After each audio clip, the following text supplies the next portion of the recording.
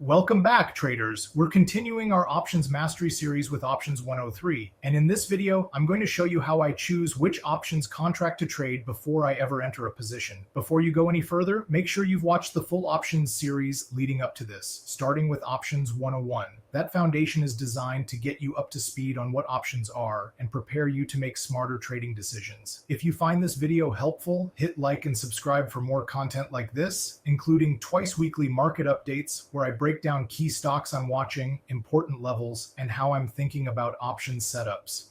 Most traders don't lose money in options because their direction is wrong. They lose money because they chose the wrong contract, and that's exactly what we're fixing today. If you've ever opened an options chain and thought, why are there so many choices and why do they all look confusing? This video is for you. Today I'm going to walk you through how I choose an option contract step by step without overthinking it and without needing to master every Greek all at once.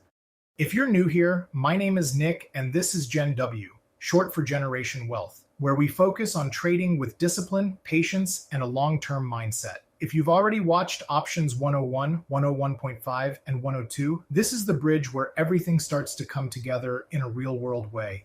Let's start with the most important rule. The chart always comes first. Before I ever think about an option contract, I need a directional bias and a clear understanding of the levels I'm watching. Am I bullish, bearish, or approaching a key area of support or resistance? If the chart isn't clean, the best contract in the world won't save you.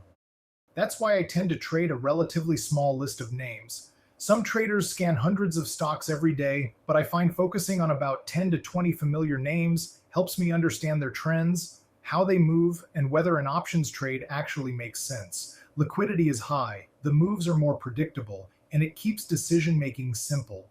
Once I have a setup, my key levels, and a clear direction, that's when contract selection begins. This is where most traders panic. They open the options chain, see a wall of numbers, and either buy the cheapest contract or chase the one showing the biggest percentage gain. That's gambling, not trading, and it's one of the fastest ways to lose money. My first filter is simple. I stay near the money almost all the time. That means choosing a strike price that's close to the current stock price, usually one strike above or below, depending on whether I'm trading calls or puts. Near the money options give me the best balance between responsiveness and risk. Deep out of the money options may look attractive because they're cheap, but they require perfect timing and a large move. Deep in the money options behave more like shares and tie up more capital. Staying near the money keeps me flexible and controlled.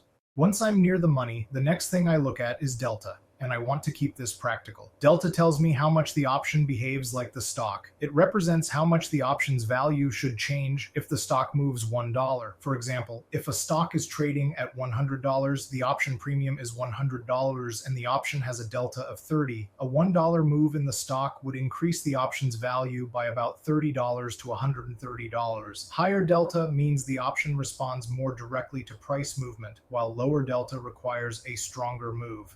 Most of the time, I'm looking for a delta somewhere in the middle, not too small and not extreme. Typically, that means deltas in the 30 to 50 range. I want the option to respond when I'm right, but I'm not chasing maximum leverage. Consistency matters more than home runs.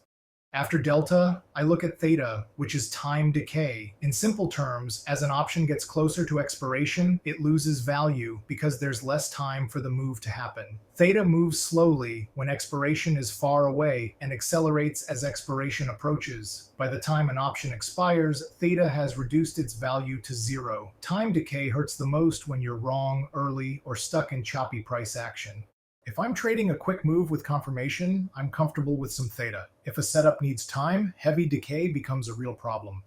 That leads into expiration choice. I don't overcomplicate this. If it's Monday, Tuesday, Wednesday, or before noon on Thursday, and I'm trading an intraday move or something I expect to play out quickly, I'll choose weekly options that expire that Friday. If it's Thursday afternoon, I need more time, or if the market environment is uncertain, I go 2 Fridays out. Time is a tool, not an enemy, if you use it correctly. Finally, for swing trades, trades that I plan to hold for days or weeks, I will choose the 3rd Friday of the following month. That is enough time to let a move happen and not have you impacted too heavily by theta or time decay.